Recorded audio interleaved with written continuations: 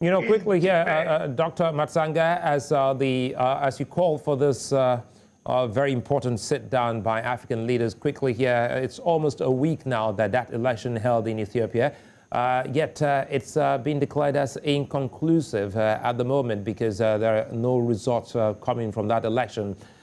Will you say the Ethiopian interim government has failed the people and, of course, many Africans watching that development there? I told you last week that wherever Dr. General Obasanjo goes to supervise an election, there has never been good results. And I told you last week, I am not shy. I always tell my general, my fellow military man, is higher by rank and I'm lower by rank, but within the ranks of the generals. I want to tell him that next time, let him not go to observe an election in Africa. Because he has never concluded, he has never come out to say the truth about elections in Africa. This is not the first time you're saying this. First, you had this conversation with us here on News Center where you accused Nigeria's former president, AU-led observer team, of bias. You say specifically that, him saying that the election was free and fair is untrue. And now you have just gone ahead to still reiterate that. Perhaps make clear for many Africans watching why you stand on that position. First of all, I'm a Pan-African with the blood of Sekou Kabura, Nkrumah, Nasser, Obote, Nyerere. I don't betray Africa. Obasanjo has betrayed the Africans several times. And for us in East Africa, we know it. So for me, I have a track record. Where has he solved any problem here? I was with him on Zimbabwe.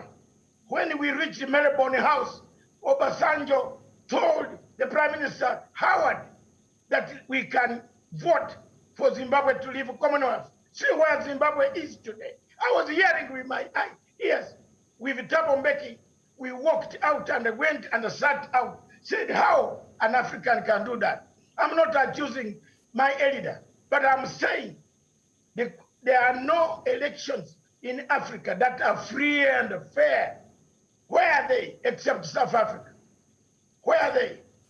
Where are the elections in Africa? Where you find the free and fair Dr. Matsanga, you've called quite a number of African leaders that, many Africans will call pride of the continent, making you and many others, proud Africans. Quickly here, from your experience, what do you think can bring about lasting peace to the continent, especially when it comes to elections?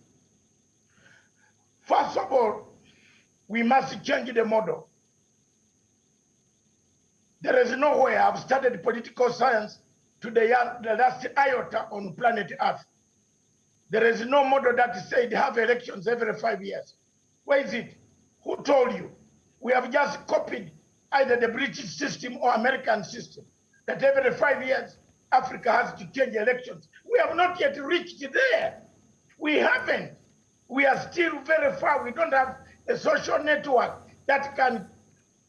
Let me tell you, my brother and Africans watching me, there is no African leader who goes to an election with two notes, one letter saying, if I lose, I'll read. If I win, I'll read this one. No, they go in an election with one letter that I'm going to win. Show me. Again, when you come to opposition, we don't have an opposition in Africa which goes with two letters. So we need to go back and find out what type of democracy we want to bring to the people of Africa. Quite a number of issues you've raised, which every African must ensure that, News Center follows through and through, or will also try as much as possible to reach out to former President Olusegun Obasanjo to also give his perspective on these issues you have raised. Doctor... Yeah, you can. Doctor, I just want to tell you, you can bring him on and we square it out.